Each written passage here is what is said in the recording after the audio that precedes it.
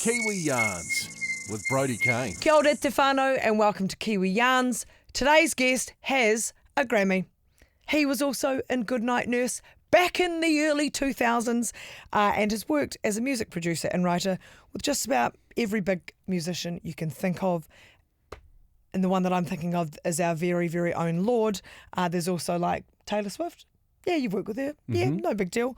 But he also founded and built Big Fan, which is this amazing world-class music production facility, all-ages venue in Morningside as a way to give back, like a gift to our people here in Aotearoa to fulfil their ambitions through music. Ladies and gentlemen, Joel Little, welcome to Kiwi Yarns. Hey, Brodie. How are you? I'm good. How are you?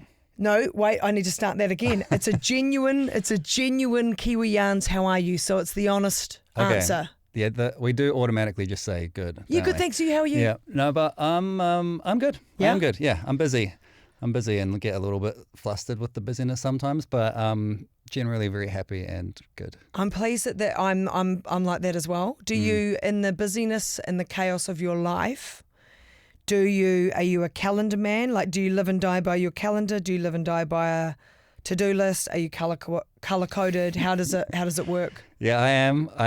We got multiple calendars depending on which part of the life. It's yes. like family life, work life, the Big Fan life. Yeah, but are they synced? Color coded. They're all sitting. Yeah, alongside each other. Okay. Yeah. And the to-do list is a big part of my day to day as well. Yeah. So how do you? Have you got a busy mind? I don't know. I actually don't know about that. I feel like my wife would say definitely not. There's nothing going on out there, but just staring off into space a lot. I feel like I have this there's this half like flaky musician side of me, which I have to kind of like allow myself to be creative sometimes. And then because of all the other things that go on in life on the business side and with Big Fan with family, like I have this like more kind of practical side too, but I think the flaky side generally wins out more. I love that you say flaky because I think that's been quite harsh on yourself, because what we are learning more about ourselves in terms of, I mean, I'm not like an award-winning music writer, but some of the most valuable things that I've been observing that people are talking about, and this is probably to do with like social media and always being on our phones or online, is that we are depriving our brains of just resting and actually doing nothing, which is when we do our best work, right? So I think you need to like own the fact that you should be a professional brain rester in order to do the things that you do best. Yeah. Honestly, it's especially with creative things, I feel like a lot of it is just like staring off into space and kind of allowing something to, a moment of inspiration or whatever to strike. And if you're constantly thinking about or you're busy doing other things, then you don't really allow for that room for something like that to happen. So as annoying as it is for people around me, like I am like a starer off into spacer. Well, you've made a career out of that, so well done. Yeah. Now, for people that are watching today, I think I have to address the giant boat in the room, which is your T-shirt. You've got a Titanic T-shirt on. I do. It's the main, for people listening, it's black, and it's the main like poster title, essentially the title, movie, billboard, the main. I think people know what I mean. Jack and Rose, Titanic, the boat's on there. Now, are you a big fan of that movie? I mean, first of all, I didn't know that I was going to be getting filmed today, so I'm just wearing what I was wearing. Yeah. So there's cameras. If you see me, if you're watching and you can see the angle that I'm looking at right now, I'm looking at myself. So if you see me doing a lot of this, it's because I'm checking myself out. Yeah. But anyway, the Titanic T-shirt, my sister got this for me years ago, and it's I think it was maybe like an Avondale Markets purchase or something like that, because I don't think it's official merch. Oh, and you can it's a rip-off. You can kind of see their faces are a little bit like a little bit blurry, a little bit distorted, or a little bit like misshapen. Yes, I can see that. But I don't know. Have you watched the film in its entirety? Oh yeah, not in a while, but I watched it multiple times back in the day. And so, but also, if we were like sticking with the theme of music, musically quite a big banger too. Oh yeah, Celine. Yeah. Yeah. My Heart Will Go On. Yeah. That's Big quite tune. Big tune. Yeah, great song. Are you a Celine Dion fan? You know who is my I brother-in-law? love it. Yeah. My brother-in-law is a huge Celine Dion Yeah. fan, like unashamed. He's a firefighter, and he's just like completely obsessed with her. When she came here, it must be like it was years ago now. It wasn't too long at ago. Spark Arena. I feel like it might have been I think it might have been like 2019.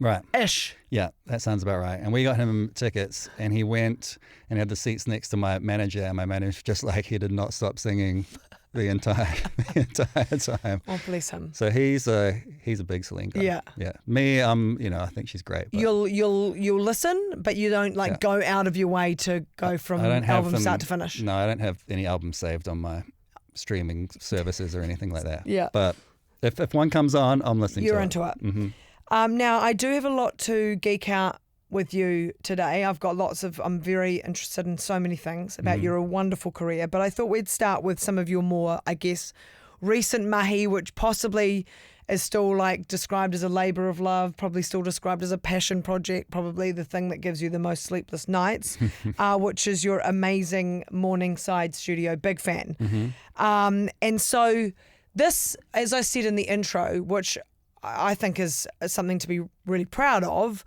a way for you to give back to people here in Aotearoa, to be able to, I guess, afford opportunities in music. So can you tell me how Big Fan was born, and what it does and what its purpose and kaupapa is today? Yeah. So when I had lived in LA for a while, and when my wife and I moved back here, we were just, we were looking for something to do to kind of reconnect with the music industry in New Zealand, and also to give back. I've been kind of, really, I feel very lucky to have had the career I've had, and there's been a lot of success, and there's been a lot of, terrible songs as well. But for Writing down, ask about that later.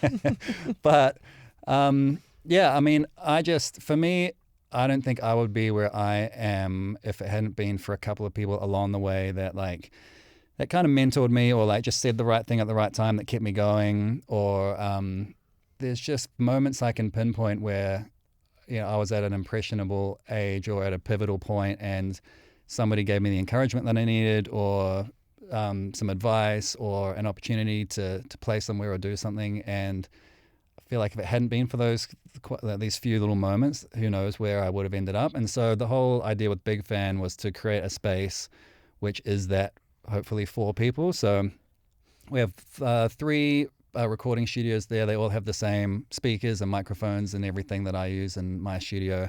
And we have an all ages venue downstairs. We really wanted to just have a space that had great quality equipment, and that people could come and feel safe in and upskill really quickly in. And it's been hugely fulfilling, but it's a big job. Yeah. It's a big job. Is it one of those ones that when you're like, yeah, no, that's cool, that's a great idea, let's do it?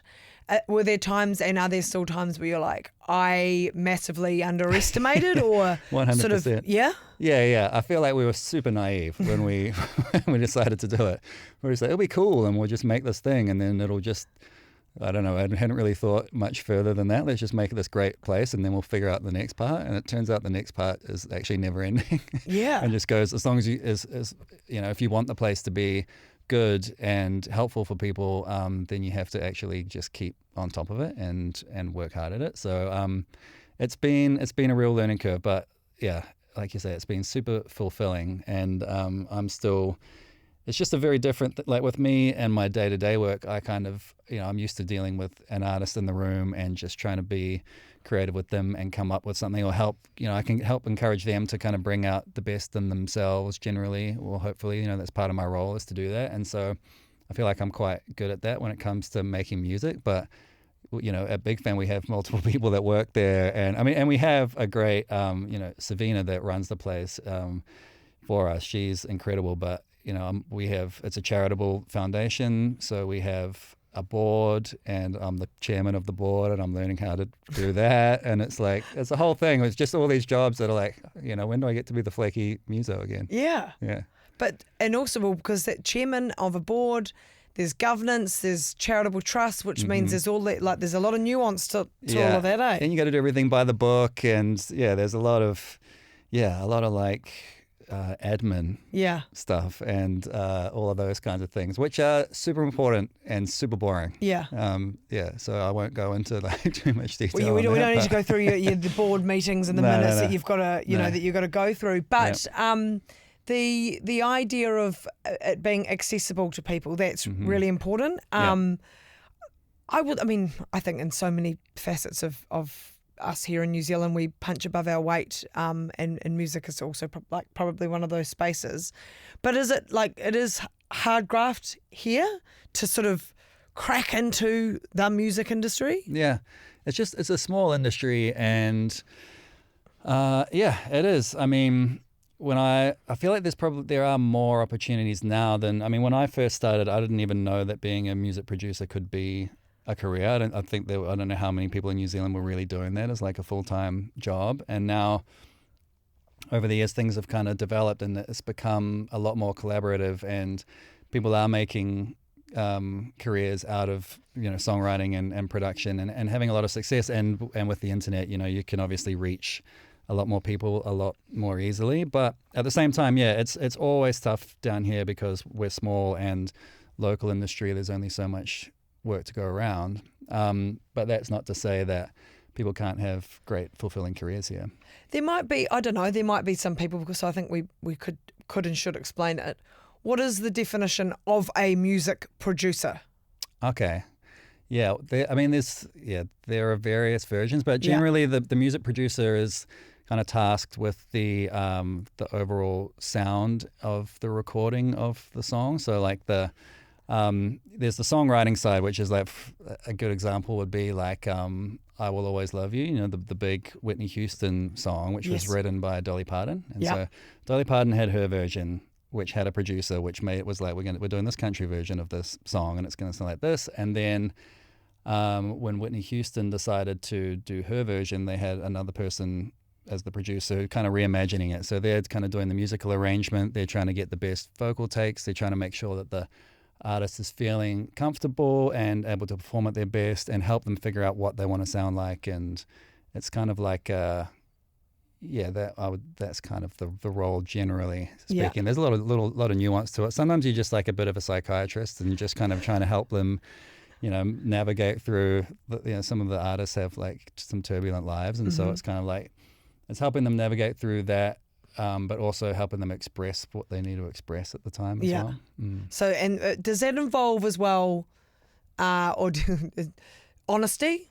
I don't think that sounds great. Or it's hard. It's also a bit of that, and it's how do you do that, especially with someone that you don't know super well and you're working with them for the first time. Like, how do you get the best out of them without offending them, or because a lot of the time egos can come into play too. So you have to be careful about what you're saying to them. Make sure that they can still feel like they trust you and that you're not just being a dick. But also as well, like being here and being from New Zealand, I imagine it's extremely different when you're over on the other side of the world. Well, you're in America, you're in LA. That's where you've obviously spent heaps of time. That like it seems like a pretty there's a lot of ego, and there has to be it's a hugely success defined. If no one's listening to your music, you're toast. So how did someone like you that seems like pretty chill, immerse yourself in that kind of space?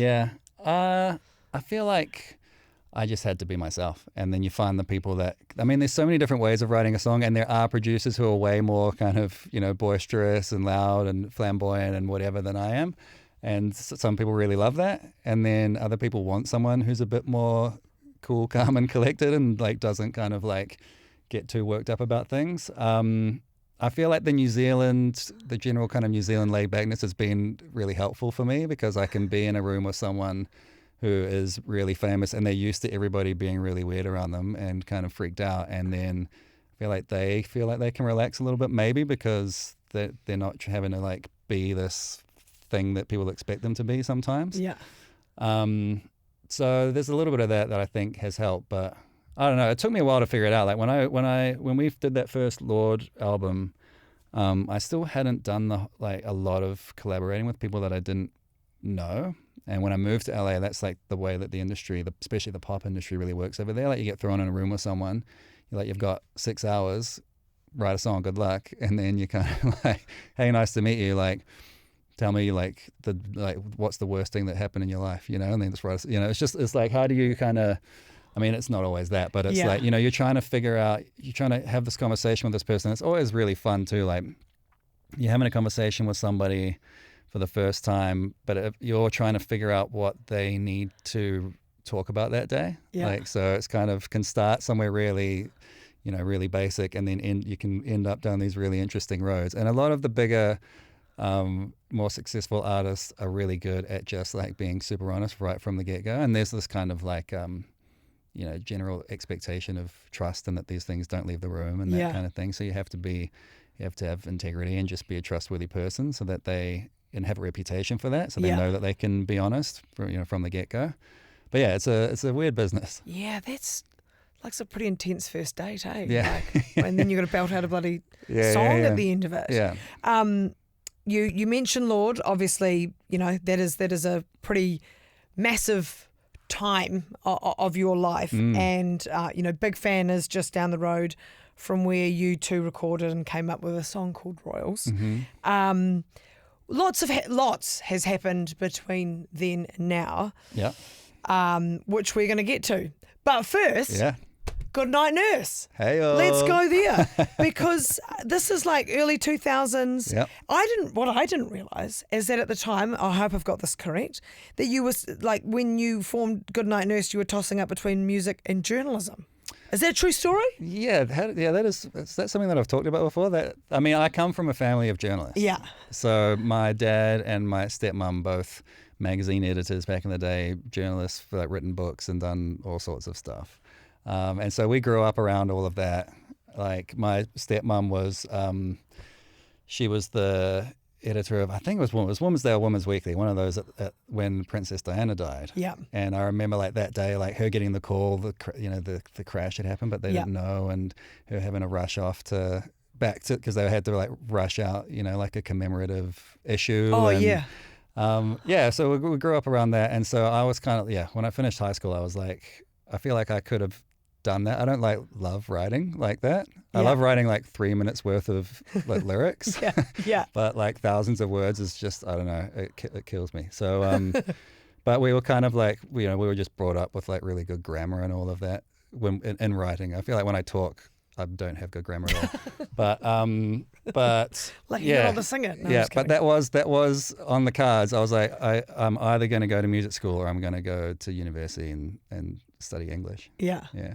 And so the other thing though, so would you say, like, if when you're reflecting back on that, are you just like, oh, thank goodness I turned that way? And that way, you go, I wonder where I'd be if I was a journalist. Yeah, especially because I hate writing. I feel like I wouldn't have been as happy doing that as I have been doing. Yeah, I took a year off after high school, and I was just because I was really in two minds about it, and then I was like, what would be the thing? If I'm going to do this every day, what would be the one that I would choose? Yeah. And I was like, well, it would be music for sure. It was just like, became very clear to me that if I went to music school, I still didn't know what the career would be, but I was like, at least I'll go somewhere and just get to learn about music all day and just get to do that. And so that was what made sense to me. So I went and did it. And how long was Goodnight Nurse together for? Was it 10, 12? Like 9, 10 years. Yeah. So we did, it's actually, this year is, 20 years since our first album came out. Does that terrify you? So crazy. Yeah. Yeah, so crazy. We made two albums, had a blast, and I was the singer in the band, but always just like, I always loved the creative side as opposed to that was one of those things where when we were trying to start Goodnight Nurse, I mentioned before somebody giving me the right advice at the right time, and they'd said, we were trying to find a singer. We'd put up posters all over town saying singer wanted for a punk band.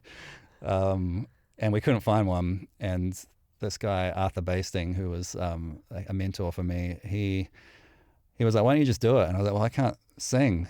And he was like, well, who cares? Like either you'll either you'll get better, or you'll meet someone by being out there and doing it who can actually sing, and like you'll make contacts. He's like, otherwise you could just be sitting around forever, like waiting to find a singer. You might never actually play any shows. And I was like, okay. And I kind of took that advice, and I've used that through my career with kind of everything. Anytime I was like, I don't know how to do this next thing, I'd be like, well, why don't I just kind of figure out how to do it myself, and then I don't have to rely on somebody else to do it. And it served me really well. So that's a piece of advice that I give to a lot of up and coming artists and writers and producers, is to just like, don't wait for someone else to do something for you. Like, figure out how to do it. When you did your first ever Goodnight Nurse gig live, were you bricking it? Yeah. I'm trying to think. Where was it would have been like probably to like 5 people somewhere. Yeah, I remember we had me and Jaden, who's the drummer in Goodnight Nurse, who's in the band called Lorde now, who is super popular. We were in like a high school band, and we did Rock Quest, and we didn't make it through the heats, but 2 years in a row. And then that was that's Smoke Free Rock Quest, competitive. It was. And then but the second time the first time we were like, okay, yeah, we probably didn't deserve that, because we were just like fucking around. But then the second year we really worked hard for it, and we still didn't get in. And we were so devastated. And I got this letter. My dad wrote me a letter saying like, I've never seen you like this passionate about something before. Like, I know that was disappointing for you, but this really seems like a thing that you should stick with. And I found it like around the time that we won the Grammy for Royals, I found that letter again. We were like moving house or something, and I was like, holy shit, that's such a cool thing to have, and such a cool thing for him to have done. We kept going after that, and that was when Goodnight Nurse was born. And like a year or two later, we even though we hadn't made it through the Rock Quest heats, we ended up being like the guest band at all the Rock Quest finals across the entire country when we did this massive tour. So just goes to show. That is a great story, eh? Yeah, it's like cool. From missing out 2 years in a row to a Grammy. Mm-hmm. You see my head. Could you see my journalistic brain going? Oh, there's my headline. Yeah. Done. No, but that is, and you obviously still got the letter. Yeah. Where does the letter reside? Just in my drawer of things that I don't know where to put anywhere else.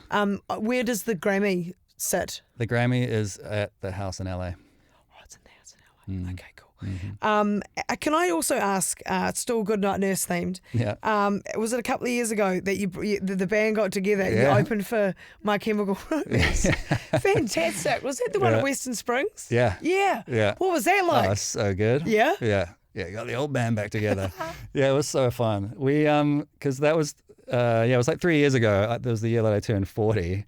And Big Fan was opening. Yeah. And I was like, it'd be cool to at the time I was like, it'd be cool to just get the band back together for my 40th. Yeah. Just for a laugh and just play a few songs. And then around that time, weirdly, I don't even think he knew, but the guy, Campbell Smith, who was promoting the My Chemical Romance show, he was like, hey, if we put an offer forward, would you consider getting the band back together to be main support for My Chemical Romance? And I was like, shit, man, I don't even know if A, I can still sing that high and B, like palm mute my guitar that fast. I haven't done, and I hadn't played live in 13 years. And so we just got together and started practicing, and because I had Big Fan, we could use the venue there to rehearse. And it was actually so much fun just getting back together with the guys, and just like that side of things was super fun, just kind of reconnecting with them, and then playing the show in front of 17,000 people. And it was just so much fun. And like people were like, I'd kind of, when we were in Goodnight Nurse, it always felt like we weren't necessarily like the industry darlings or like super cool. Like people we were never like the critics' choice or anything like that, but we just loved what we were doing. And then I don't know, something over the years, I've had like letters not really letters, emails or DMs or whatever from people being like, when is Goodnight Nurse ever going to get back together? Or like we had the song we had Serpent Queen Part 1, or it's called All Hail the Serpent Queen Part 1 of 3 trilogy on our first album. Then we did Part 2 on the second album, and then we broke up and we never did Part 3. And so... And so I get these emails or messages being like, I guess we're not getting a Part 3 of Serpent Queen. And so for that My Chemical Romance show, we wrote a part 3 and recorded it and then played the whole thing. It's like this big 9-minute long song. It was so fun. Just everything about it was just like, yeah, it was super fun. And also I thought about it afterwards and I was like, man, I didn't really have like, if that had gone badly, it would have been super embarrassing. Like I kind of had quite a bit to lose if we'd sucked, just being like, here's the successful music producer getting his old band back together. Let's see if he's still got it. It could have gone really badly, but we had a good time. Oh, I love it. That's classic. We had a good time. The cool thing as well that I think about you, okay, so before I make that nice statement, when did you then go, okay, no, I'd like to be a music producer? Because I find it fascinating that prior to that, you're like, it's something that you didn't know that existed really. Yeah. So at what point was it that you were like, oh no, I think I might be a bit more interested in, I mean, is it fair to say it's a bit more behind the scenes? Yeah. Yeah. I mean, I always knew that was the part that I liked the most, was the behind the scenes. It was just like the songwriting. Yeah. But they were not even thinking about being a producer, but I just loved writing songs and then performing them with my friends was super fun for a while. But it was more about the writing of the song than the like being in front of a crowd and like the attention side of things. It was fun to perform them because we'd written them and we wanted people to hear them. Yeah. But yeah, I mean, Goodnight Nurse was, we had an awesome time, but we were always broke. Yeah. And then when we were making the second album, I found out that I was having my first kid. And so I was like, shit, okay, how do you actually like make enough money to support? Because I was just living in a little flat and we would, like the only way we could like afford clothes was because like we had sponsors like give us stuff, or we'd just be like shopping at secondhand stores, and then we would try and go to like some industry event whenever we could because we knew there'd be like free food and drinks. It was like how we would get like proper food in us. But so when I found out I was having a kid, I was like, shit, how do you actually like, how am I going to still do music and support a family? And so I was doing all sorts. Playing covers gigs, which I didn't like at all, and like for a while there, I was doing covers for the Northern Mystic, the netball team. Yeah. Like in the timeouts and stuff, me and this guy would get up and we'd do like "We Will Rock You," and it was humbling. Yeah. It was humbling. And then, but anyway, so I was doing all sorts, and then my manager to this day, Ashley Page, who's the guy that signed Goodnight Nurse to Warner back in the day, he had this side business sourcing music for TV commercials, and he was like, Steinlager are looking for a song for this new beer ad. Do you want to try and write something? And me and Sam McCarthy, who was in Goodnight Nurse, were like, yeah, we'll write something. And it got picked up for this ad, and I made like $6,000. And I was like, holy shit, I've never had $6,000 in my life. Like, this is awesome. Like, I want to do this. And then,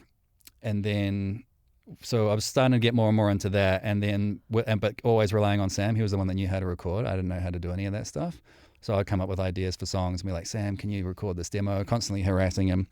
And then he got really busy with Kids of 88, which was another thing that I helped write the songs for. But they were off touring and stuff. And so he wasn't around to record my demos for me anymore. And I was like, this is another one of those times. So I was like, I got to figure out how to do this for myself. Yeah. So I just bought like a cheap microphone, a cheap little recording interface, and started figuring out how to do it at home. And that was and then I started doing the ads myself, and then that was going well, and set up a studio and I want to work with bands as a part of this. It was like, still working with bands. That's when I was like, okay, well, I could produce other people's songs too, because I'd kind of done that with Kids of 88. And then one of the first artists that I properly worked with was Ella, and that became that whole Pure Heroine album. Yeah, I mean, and that let's go there now for a moment, because that is a fascinating. I mean, I remember the time, and I remember seeing you both like up on stage for that Grammy, and she made you talk first, and you like, oh my God, This is 13 years ago.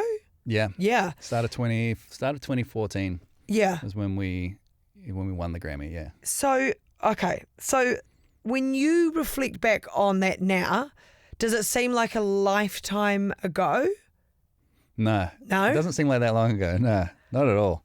I mean, a lot has gone on. It's crazy to think how many years have passed since then, but that was such a pivotal part of both of our lives and all of the lives of everybody around us as well. I feel like that'll always feel pretty fresh, just that whole situation. And so it was, she was young and someone sent her to you? It was super like classic Kiwi kind of. Yeah. Oh, can you go down the road and yeah, he'll help you. Kind of like. Yeah. She had been signed to a development deal with Universal, and everyone, I feel like Ashley again, my manager, was like, he'd known, and I think he tried to sign her to Warner maybe, I'm not sure, but he was like, there's this girl that you should really like meet and maybe work with, and I was like, oh, it just seems a bit, because at that point I'd only ever really written songs like I was saying, with my friends, like with the guys in Goodnight Nurse or other people that I'd kind of like that I knew quite well. I was like, it just seems strange that, like, I was like 28 I think at the time, like that me and like a 15-year-old girl would write songs. Just kind of seemed like I don't know, it seemed a bit funny. And so he was like, you really should meet her, she's super cool and her voice is amazing. And I think she maybe met a few other people and explored the idea of songwriting with them. And I was like, okay, yeah, cool, let's meet her. And then of course as soon as I met her, I was like, oh, she's like super interesting and way more intelligent than I ever will be. And like and we just kind of clicked and started hanging out in the studio and playing each other music and kind of toying with the idea of writing songs, but not really writing anything at first. Just starting ideas, but not really finishing them. And then over time, it just, I don't know, we just got more comfortable with each other. And then we spent this 1 week, she would like take the day off if it was like sports day at school or something. She'd come to the studio. But I think we had a week during the school holidays, and she came in and we just tried like we just were like, let's just write a different kind of song every day, like based on an artist that we think is cool. Let's just try and rip them off and just see what happens. And we made all these songs, and none of them felt right. But then on the last day we're like, let's just do a song where everything is just your voice. We'll just make the whole track out of your voice. And that was a song that became $1 Million Bills off the first EP. And I added some drums and stuff later, but I remember that first day, at the end of the day, listening to it and being like, this doesn't sound like we're trying to be anything. This just sounds like its own world, and feel like we're kind of cracking on to something here. And then literally the next time she came in, maybe a month or two later, she brought in the lyrics for Royals, and we wrote Royals and a couple of other songs from that EP in that 1 week. And then we were just flying after that. We kind of like figured something out. And so we like, just to fully tap into that. So you're in a studio, and so what? So she comes in and goes, look, she got a piece of paper with the words, she had a laptop. Oh, she had a laptop. Yeah. Oh, yeah, yep. Yeah. And so she would write lyrics, and she just always had amazing lyrics, but at first didn't really know how to structure it. She'd be like, I've kind of got this here, and I don't really know what's like a verse and what's a chorus, or even know what that means. Right. And so I'll be like, well, this part here feels like this could be a chorus, and then these kind of feel more versy in terms of what they're saying. And I'd never written a song where there were lyrics as like the starting point. Usually you'd just be kind of humming a melody and then you'd fit lyrics to that. Yeah. So it was a really interesting way to write songs for me, because the lyric dictated the melody and the kind of chords you would use and the sounds you would use based on what the feeling you got from the words, which is a great way to write. I would encourage more people to do that if they're as good at writing lyrics as Ella is. It's really helpful to kind of have that established. You already have amazing lyrics rather than trying to just jam some shit into a song afterwards. Well, isn't it funny though? Because like, as I'm just like, you just sort of think, I guess, as a consumer, or maybe, you're not just writing a bloody song from start to finish. No, you don't start with the first word and then end with the last word. Yeah, that must make it really hard, being like, right, where do I start? But no, and then with that, is then the sound is built out. So like, do you go, right, okay, yeah, that's some cool lyrics here, and then is it like, what does this sound like, or how does the song get built musically? Yeah, I mean, it's different every time. Sometimes you have, like I say, with those first few songs, it was like that. It was like what sounds and what chords, or it would be like reading the lyric and being like, what sort of melody, what sort of cadence or whatever or rhythm feels right to be singing these lyrics to, and then you find the chords that go under that, and you find a sound that kind of suits what it's saying. So with her, it was all synth sounds, and so it's finding the right synth to help tell the story, what the lyric was. But then we got better, and it would be like I'd have a sound and some chords and maybe be humming a melody. And when we did the song called Tennis Court, I remember I had the chords and the verse melody, and she started writing lyrics too. It was kind of the opposite of how we'd worked. Right. We might have done that with songs before that, but that was the first one that I remember that being a thing where I was like noticing it. And I remember with that song as well, like her going off into we had this like little storage room at Golden Age at my studio, which was just full of crap, but had a little chair in there. And when I was working on the music, sometimes she would go in there to work on her lyrics or whatever. And she came back and she sang me basically the entire chorus of Tennis Court just from start to finish, and I was like, holy shit, like this kid's just gone from like not really writing any songs to writing one of the best choruses that I've ever heard. Yeah. And now we can write a song however we want. There's nothing really stopping us or slowing us down, and that was when it was just so much fun. It's such a creative time.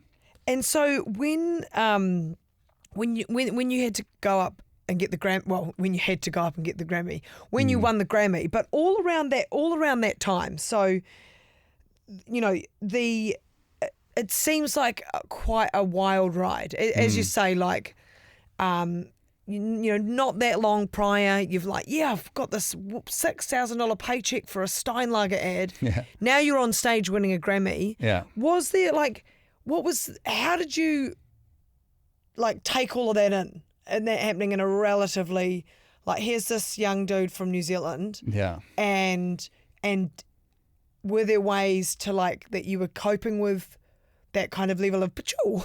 A lot of drugs. No, we just I kind of just got used to every day getting weirder and weirder. That was kind of became the norm. Like from when we first put the songs out, the way that it snowballed, more and more outrageous things were happening over the course of, it was like 9 months from when we released it, I think, to when it went number one in America, and then a few months after that, before the Grammys. And so it just got more and more outrageous, and so I think we just kind of accepted that was the way that things were gonna be. And also I was like, this could end at any point. Like there's so many things have to fall into place for a song to be that huge, and they're completely out of your control. So I was kind of waiting for that to happen, and it just never did. And so, by the time I got to the Grammys, also it's crazy as well, because in the music industry, the way that royalties and things work is that you don't just they don't instantly get paid through. It takes quite a long time. It can take like a year or more before you see like the money start to come in from, because by the time it went to number one, that's when it's really maxing out on like radio play in America and that kind of thing. But then it has to go through the system. So you don't see that until, 9-12 months later. Right. So I was still like pretty broke. Yeah. when I knew that there was going to be money coming in at some point, but it hadn't yet. And so it was just this weird situation. You're like, you know that your life's changing, but it hasn't like fully changed yet. And just like, it was a strange time. But like I say, I think we just got used to things being like on this weird level. Well, is it almost like this is where we belong, but this also isn't normal? Is that a way to look at it? I don't know. I think like because when we hadn't written the song with any of that in mind, so I think we were just kind of enjoying it. And I'm sure for Ella, I mean, she was, I guess she was 16 when she was performing at the Grammys, and it's just like, it would have been so insane for her to go through all of that as a teenager, man. She had a way harder job of way, a million times harder than anything that I was having to deal with in that regard.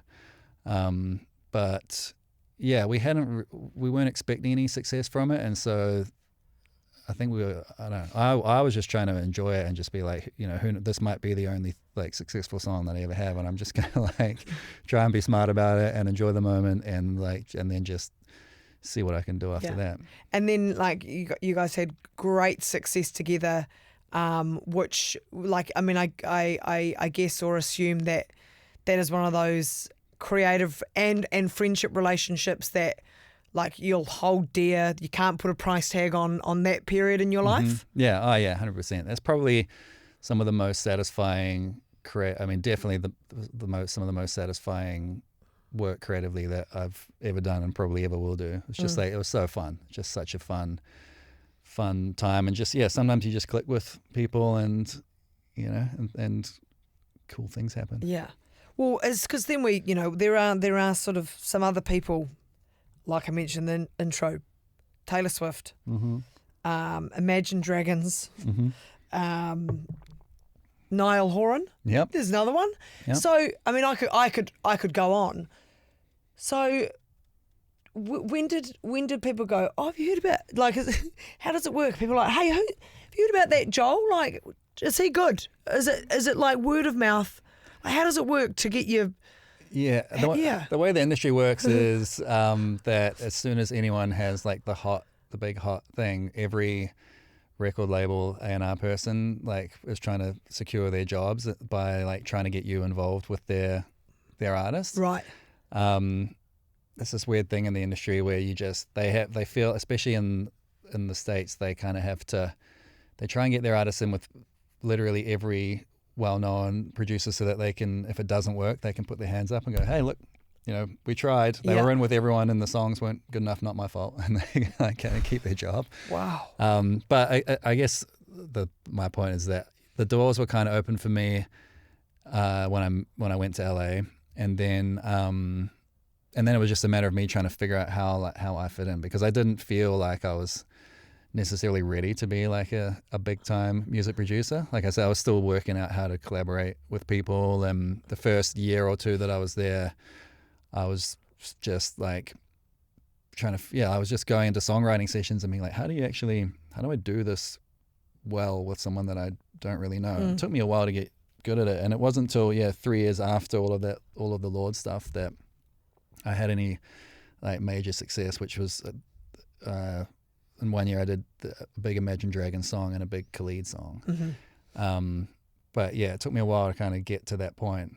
And the whole thing as well for me was, I had this weird thing after the Grammys where I was like, shit, I've just peaked.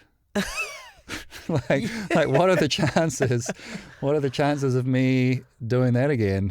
Like pretty much zero. Like of like writing a song, it becoming the biggest fucking song in the world for a period of time, and then winning the Song of the Year Grammy, which if I could choose any Grammy, that would have been the one that I would have wanted to win. I was like, shit, it's all downhill from here.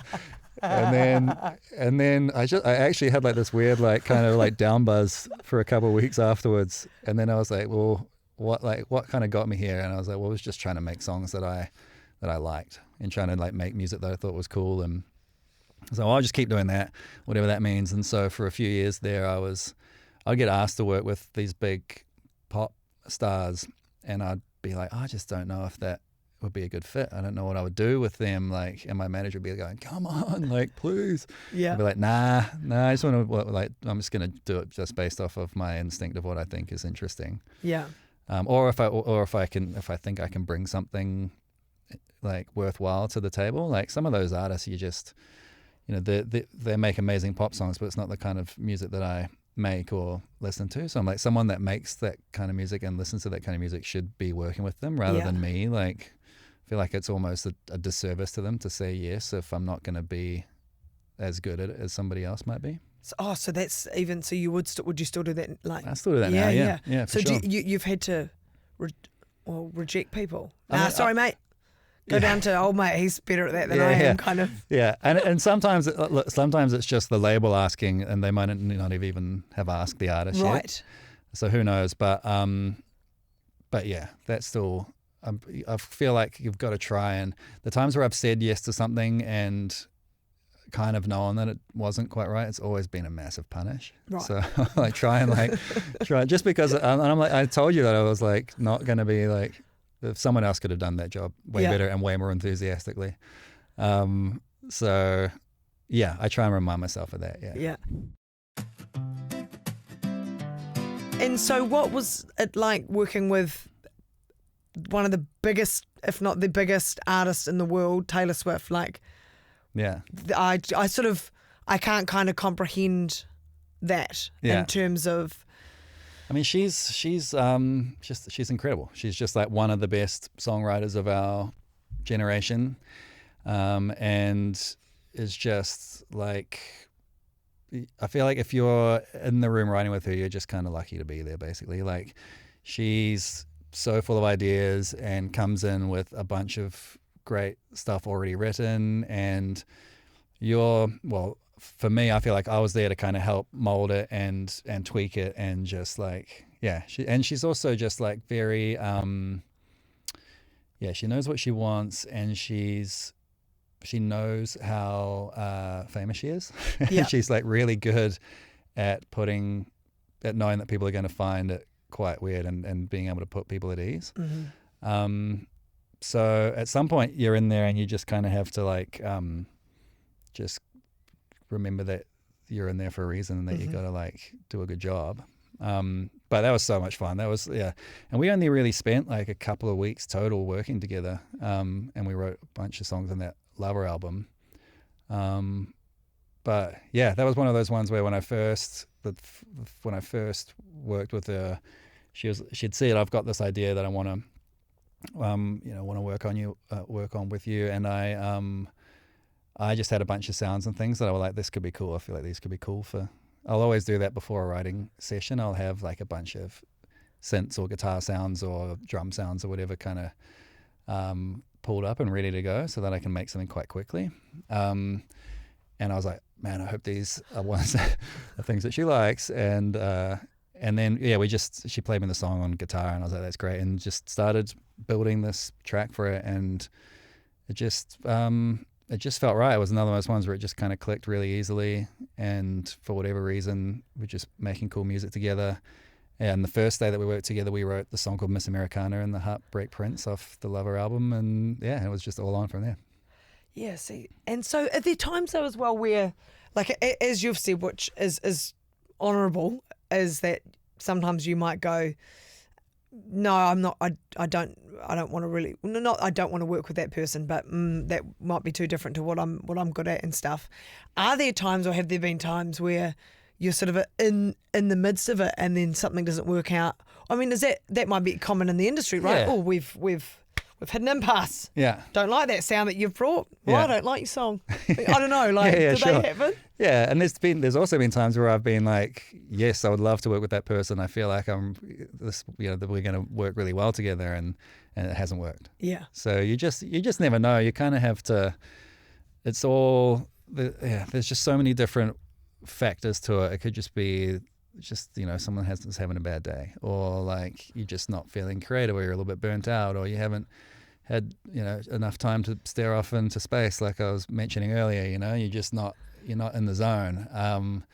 So yeah, that happens a lot. And even day to day writing songs, there's definitely, you can kind of sense when the energy in the room starts to kind of die off, and then it's like, I guess part of the producer's role as well to either be like, oh well, we had a crack at it, guys, let's call it, like we'll try again tomorrow, or like, should we start something new? Should we just shelve that for now? Yeah. And start coming up with another idea.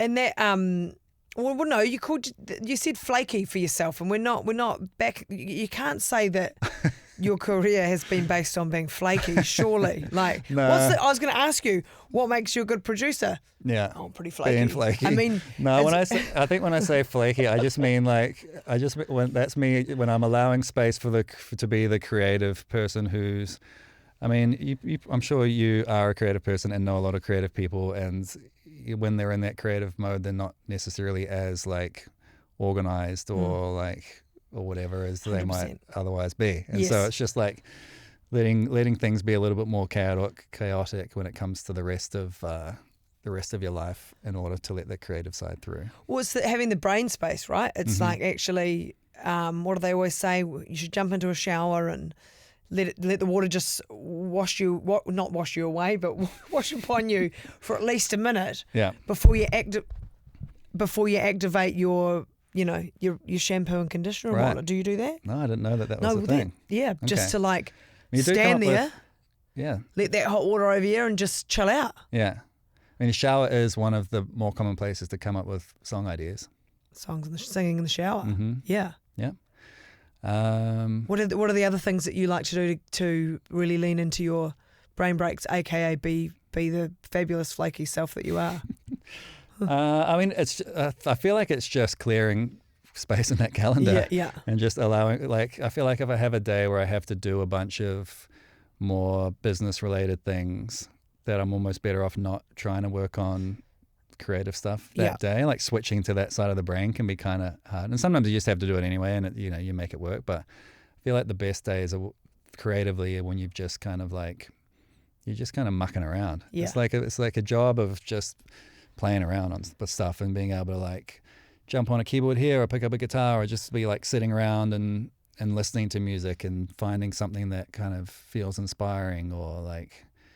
Yeah, it's like a job of playing, really. And then you have to get into once you get into the recording of the thing, that some more of the technical side comes in and some of that, like getting enough vocal takes. Like some of those Lorde songs on that first album were like, at first really exciting because we'd be like, we know we're going to be layering up like 50 of your vocals in the background because there's only like a synth and a bass and some drums and nothing else. And so we're going to layer up a bunch of vocals because that's what's going to make it feel unique and different. And that was really fun at first, and then we would realize that it was going to be like 5 hours of her having to just record vocals. And so then my job was like, how do I kind of keep her from wanting to kill herself? Having to sing all these vocals. So it's another producer's role, is to just be able to get the result without people kind of hating the experience of being in the studio, because some of it is just like hard work and you just got to do it. Yeah. Now, AI. And sort of your thoughts, feelings, emotions, good, bad and ugly, of where that's going in terms of music. Yeah, I don't know. I don't really care about it that much. Mm-hmm. I feel like I know I've got friends that are using it in various ways to like, help them come up with ideas or give them suggestions for things that they could be doing for production things and stuff. For me, that just kind of takes all the fun out of it. Like I like the creative side. I like them messing around and experimenting and trying to find something. And I feel like if I let AI do things for me, it just takes away any of my personality from the music. Mm-hmm. There's like certain things that I will do that I don't even realize that I'm doing sonically, that are sometimes the wrong way of doing it, or like a bit rough or sound a bit shitty or whatever. But in the shittiness, that's kind of what makes them cool. Like it's kind of like if you don't allow for like little mistakes and imperfections and room to just kind of like, I don't know, just kind of see what comes out by just doing it yourself. I feel like, I don't know, it's just not as interesting to me. And I feel like there'll be people who'll get really good at doing it in the same sort of way that like some hip hop producers will sample old tracks. They'll take a piece of music and they'll flip it and they'll do something with it that makes it feel really unique and interesting. I feel like people will figure out how to do that with AI, but it's not something that to me is like super helpful for what I do day to day, and also just not exciting. That is such a refreshing answer. Does it worry you though that that it's sort of running away on us, and that people might not be able to just distinguish, or do you have faith? Are you like a glass half full? Yeah. It's like, no, because people will crave in the end. People will get sick of the robots. Yeah. And be like, I just want to. It's about that human element. Yeah, I don't know. I mean, people love like dance music that sounds, super robotic, that's made by humans, like it doesn't. Yeah. I feel like the music industry always goes from extremes. So it'll go like, there's been a while where there haven't been a lot of bands, or especially rock bands, and I feel like that's slowly kind of tipping the other way. And I think things just always are kind of like flipping around, and there'll be some balance there that'll come out of all of it. But I don't know. I just can't be bothered thinking about it because it's so out of my hands. And not interesting to me personally. I feel like if there was an incredible song that was made by AI, I'll be like, well, awesome. It's a good song. Who well cares? Done, Claude. Yeah. Yeah. But in terms of what I enjoy and like the process of being creative as like it's also like being creative is about the process as well, not just about this final result. So if I'm like push a button and then there's your hit, like who cares? I'm just not interested in that at all. I'd way rather enjoy the making of something, and that's kind of half of the reward of it at the end. Like you make something, you enjoy that, working with someone that that you're kind of creatively gelling with and bouncing off of, and then at the end of it you have this thing that you're really proud of that didn't exist before. There's something in the process of that, like you've earned it. I enjoy that. So I don't know. Yeah, That's great. yeah, Oh, that gives that no, that's I feel that very, very deep within my soul too. I'm like, why would I do that? Why would I ask something to write something that I can write yeah, when writing's part of my job? yeah, Why would I do that? yeah. I saw this great meme that was like, actually it should be I want AI to do my laundry and clean my house so that I can do this and do that, not take those things away so that I can do more laundry and bloody clean the house. Yeah. You know? Yeah. And if it takes any of your own voice out of it as well, I feel like with AI music right now, the stuff that I've heard, it doesn't feel like, there's certain producers that I love who have like a sound or a thing that's kind of like them. And it's the same with, people that write, like journalists or people that, different, people that write books or whatever, they have a thing that they do that AI, I'm sure, can probably mimic to a degree, but it's like for the person doing it, that's their voice and their kind of their creativity shining through. And I feel like that's kind of the cool part of the whole thing. Getting out of the AI subject now. So like in terms of obviously you've got the like big fan taking up a good amount of time, but in terms of like if you're looking at any sort of given year to year now, is there an element of like, I wonder who'll pick up the phone this year? Like, do you go, I mean, I'm a freelancer, so I'm trying to, probably not to the same degree, but like I sort of go into a year and there's a lot of that that's not mapped out. Yeah. Does that happen with you too? Yeah, for sure. It does?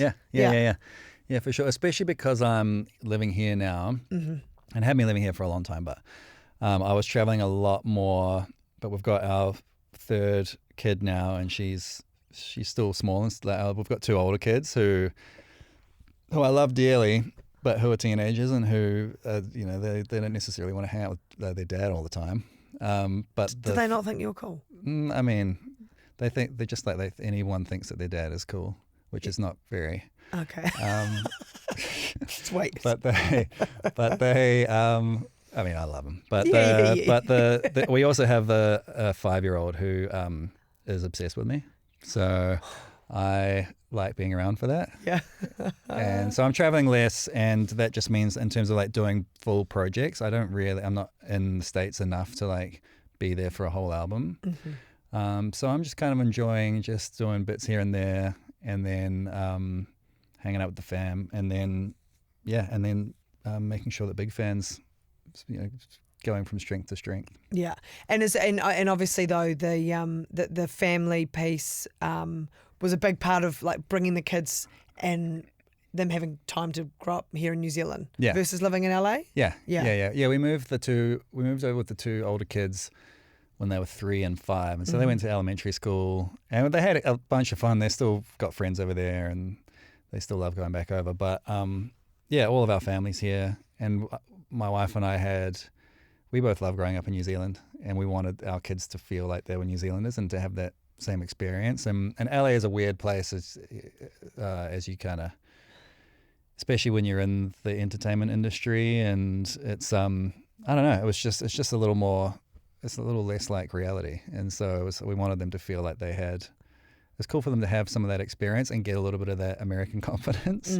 But also, we wanted them to have the experience of living in New Zealand too. Yeah, because I kind of alluded to it a bit earlier as well. But I think one of I don't know, is it a juxtaposition? Like you're so chill and pretty humble, and being over there and in this site, in this just big industry, money, power, influence. I mean,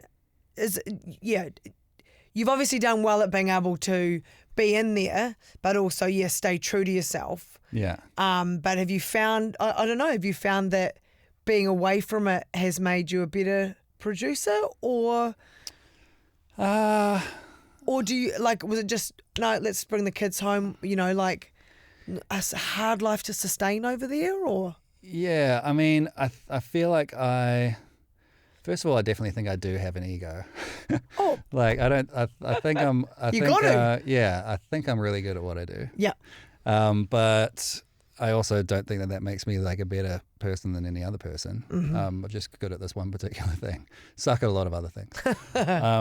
But I don't know. I feel like there was a time when we first moved back here, I was traveling back there a lot and I was probably still in LA half the time and just the family were here. And that was, the career was cranking, but it was also sacrificing a lot of family stuff. And I feel like it gets to a point where, like, do my kids care if I have another hit song? Yeah. Like, not at all. They don't give a shit. Yeah.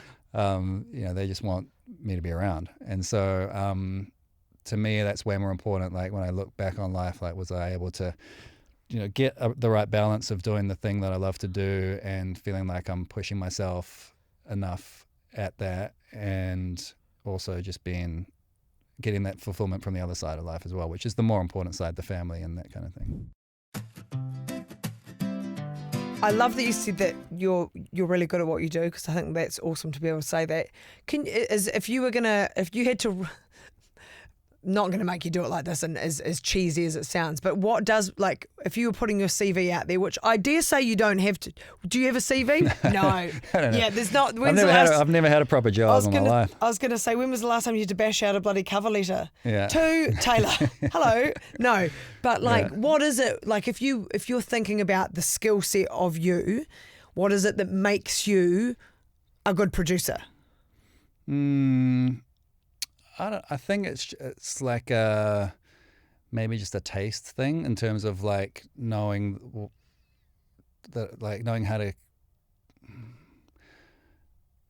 I like when I hear it. Maybe it's just like I feel like good producers generally can kind of shape something in the right way, that because I just generally will just do what I think sounds good and try and make something sound cool and make me feel something with the way that I make it, and that's different to how another producer might do it. And so I think for me, and the thing that people come to me for is the way that I do that. Yeah. And the way that I am in the room with them when we're writing or recording or whatever. I think those are the things that set me apart. Like, being able to be creative and in the right way, you need to just feel comfortable. And so there's a big part of just being in the room with the people that you like to be around.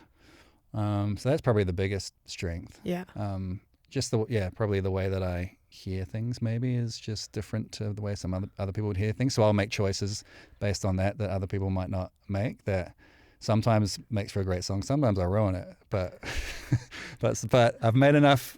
I've done enough of the good ones for people to want to come to me for that. Now, I mean, I don't know whether you're going to answer it, but a while back as well, you did allude to, I've made plenty of shit songs too. Is there any that you can name? No. Or no? No, I mean, I'm meaning more the songs that don't come out, because we write. Right. In any given year, I mean, friends of mine that write big pop tunes, they'll write like 100, 200 songs a year.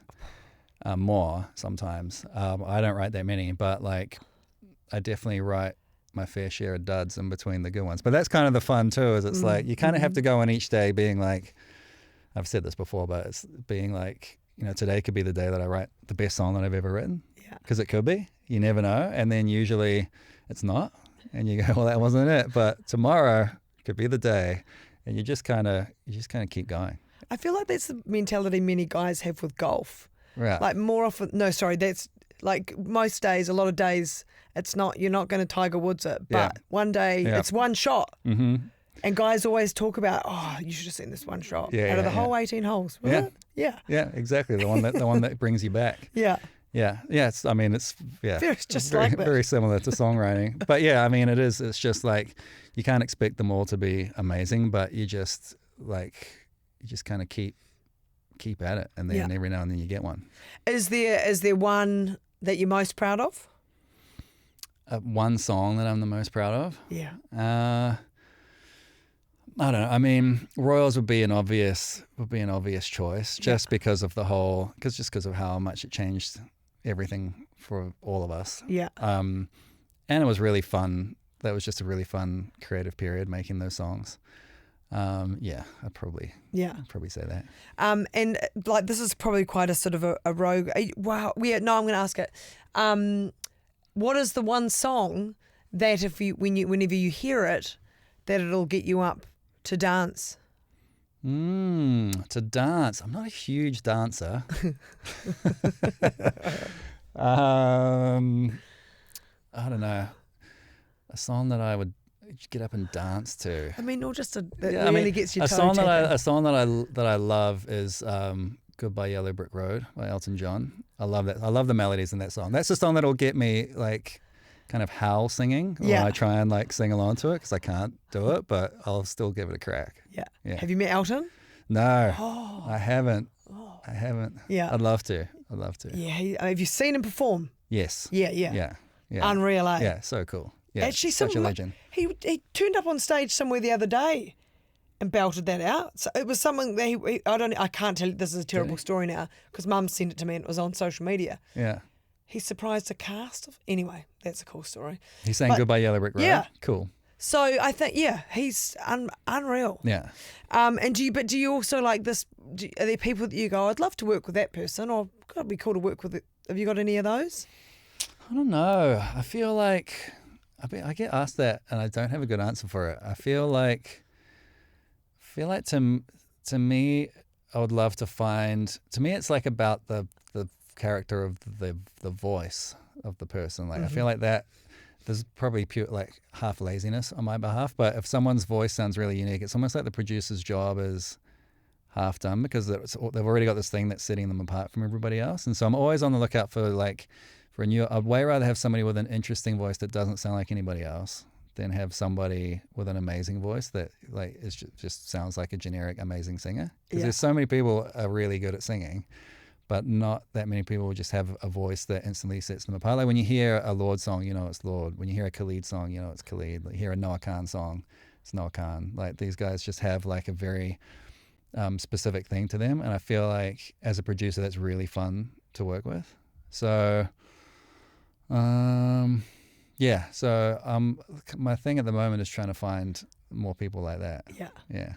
And then just before we go into the Kiwi Yarns quick fire questions, if like for young musicians that are like thinking of starting out or have an interest, is there a piece of advice? I mean, I've learned a bit from you, definitely, but is there something for our younger generation that you would tell them? I mean, obviously to come along and give Big Fan a go, but like, is there something that all budding musicians should think or believe? Yeah, or? I mean, I think that's that same thing that I said earlier of just like don't wait for somebody else to kind of magically put an opportunity in your lap. Like you kind of have to get out there. If you're interested in it, you have to find a way to like explore it for yourself, and go on the Big Fan website because we run a bunch of programs for rangatahi that allow them to explore all sorts of different avenues of the music industry. We've got this one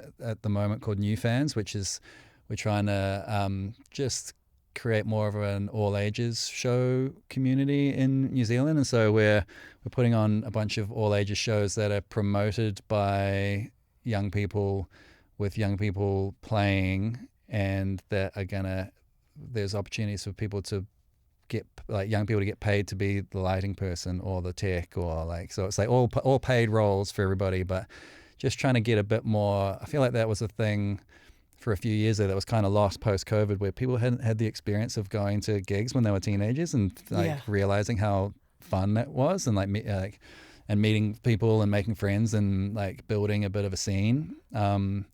And so we're trying to rejuvenate that for younger people because it's such a cool way of for them to just explore the whole explore the music industry and the different opportunities that are there. Yeah. One of my favourite things in the entire world is live music. Like it's my that and live sport are my, I am at my happiest when I am at a concert. Yeah. Honestly. Yeah. It's one of life's great joys, yeah, eh? So cool. Yeah. Yeah, for sure. Now, Kiwi Yarns Quickfire. Okay. Question number 1. Okay. What kai is on the menu for your final feed? Okay, how quick so I have to just answer, am I supposed to answer these really quickly, or does it not matter? It's not super, I'm not super big on the rules, I just really like passing tests. I don't want to fail. Yeah, no, you're fine. And they're your answers, so you can't fail. Okay, good. Oh, thank God. Okay, final feed. We were talking about this the other day, and I was in two minds because I was like, if I'm about to die, then I'm probably just, because these days at my age, I have to kind of eat. I can't just eat shit anymore because it's already ruined before. Because I know how bad I'm going to feel afterwards. I already can't enjoy it beforehand because I know how I'm going to feel. You know what I mean? Yeah. So I would probably eat a bunch of trash. Yeah. That would, just because I know that I'm not going to have to pay the price afterwards. So either be that, just a bunch of fast food, or it would probably be something that like my mum and my dad used to make when I was a kid. Like my dad makes a great mac and cheese. Oh yeah. My mum used to make these calzones, which is what the calzone is? Pizza thing. Yeah, Pizza pie type thing. Yeah, which I never yeah. get. I've never eaten, or I would never like order it at a restaurant or anything. But the ones that she used to make, I don't know, just like remind me of my childhood so much. So Yum. Those would be my two options. Okay. Yeah. If I gave you a magic wand to change one thing in Aotearoa, what would it be? Okay. I would move New Zealand on the map, like north, just so it was like a couple of degrees warmer. Oh, see, that is a great answer. It's like a little bit warmer. That's a really great answer. Yeah. I'd fully support that. Yeah. I feel like New Zealand could get behind that. Yeah. It would also make travel time for me a little less, which are selfish reasons, but generally just like a little bit warmer. Yeah. That's Nice. good. That's good. Yeah. Favourite Kiwi artist or song? Probably quite tricky because you'd be like, no, I can't single that. But My favorite artist right now is this guy called Great South. Who you should check out. He's awesome. He's played at Big Fan a few times, and just super cool, amazing storyteller, like really kind of poetic with his lyrics, and combines English and te reo in like a really cool, like effortless kind of way. It doesn't feel like he's trying to. It just feels like he's telling a story like from his life, and his music's super cool, kind of like indie alternative kind of rock vibes. I'm a big fan of him. Yeah, Great South. Yeah, he's super cool. He's one of the more interesting and unique artists I've seen in a while. oh, well, you heard it here. Where would you love to go in Aotearoa that you haven't been? I've been around most of the country because we toured so much back in the day with Goodnight Nurse, but I haven't been to Stewart Island. I'd like to go to Stewart Island or Great Barrier. Haven't been there either. If and when you go to Stewart Island, you've got to make sure that you go on and make sure you're there for a Sunday so that you can go to the pub quiz at the South Seas Hotel on the Sunday night. Yeah, is it a good one? You just have to go experience. and have the pub meal, and Yeah. it's very important. Okay. And then you walk home, you've had a couple of beers, and then you'll see a Kiwi. You're like literally just crossing the road. Yeah, hell yeah. Yeah, it's great. Yeah, I like that. I'd like to do that. Now you're stranded on the Auckland Islands, in particular Disappointment Island. What are the 5 things you'd take to avoid being disappointed? I mean, you're stranded. Look, I know that people have a lot of questions about this one. It's more the things that are going to sort of, I guess, keep you stimulated while you're there until you get rescued. Okay. Is this an actual place? Disappointment Island? It's on the Auckland Islands and Disappointment Island in that series are sort of kind of on the way to Antarctica. Wow. Yeah. Why is it called? Do you know why it's called? I can't give you that. They were like, that place looks awesome, and then they got there and like, man, this place sucks. Yeah, this wasn't. I didn't sign up for this. Yeah. Okay. Yeah. Okay. I should have that research, shouldn't I, for you? I apologise. Like to know. That's all right. I'd like to know, but it's fine. We can Google Next time. We'll Google it after. Yeah. Okay. So things that it would be, some sort of instrument. I think it's going to be so boring probably, but some sort of instrument, a guitar, Probably something to record the instrument with. Yep. Because I'd want to be able to like make music and listen back to it. I don't know. Some golf clubs. I do like golf. Yeah. I was gonna say my family, but then they'd have to like suffer being there as well. Disappointed as well. And see me swinging my golf clubs everywhere. So, but I would want them to be around. So Bring I'll them. put them on there. I How mean, many is that? That's 4. And then I don't know, probably just some alcohol. Sweet as. That's wholesome. Pass the time. Yeah. Yeah. What's your go-to? I like tequila. Oh, Yeah. all right. Yeah, we got really into tequila in LA. Yeah. Just because they know how to do it properly over there. So yeah, it's kind of like it's what we drink a lot of. Okay, well that's good. Well, look, it's been absolute. I mean, I really really enjoyed that. And I probably geeked out. I don't know. Did that feel geeking out? Like, did I ask some all right questions? Yeah, that's great. I find musicians and the building of songs and all of that fascinating. And I, as a young kid, grew up, with my dad just having this massive passion around music of the 50s and 60s, and he has this massive LP collection, like thousands and thousands of records. And so I just even though you can watch doco after how to do this, it's fascinating music. Yeah. So good. thank you for allowing me to geek out. It's hard to know sometimes if it's when we talk about the thing that's like that we do every day, if I'm like being really boring when I'm talking about it, but I'm glad that you enjoyed it. Well, look, I mean, I enjoyed it. I don't know who else is still with us. Everyone clicked off half an hour in. They're like, but oh that's my okay. God. I was here with Good. you. I'm glad you enjoyed it. But That's the main thank thing. you. I really appreciate it. Cool. Hey, it's been nice. It's been fun. And where did you get the T-shirt? The Avondale Market. If I anyone, think it was Avondale Market. Yeah. if anyone's after the T-shirt, because I think it's pretty cool. Thank you everyone for watching or listening to Kiwi Yarns with Joel Little. We'll see you next week.